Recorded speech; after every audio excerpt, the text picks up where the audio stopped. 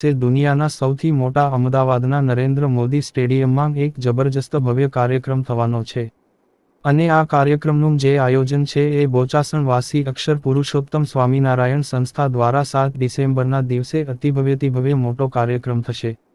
અને કાર્યક્રમનું નામ છે કાર્યકર સુવર્ણ મહોત્સવ અને લગભગ 1 લાખ કરતાં વધારે લોકો આ કાર્યક્રમમાં હાજર રહેશે. 7 ડિસેમ્બરે પ્રમુખ સ્વામી મહારાજની જન્મ જયંતિ છે.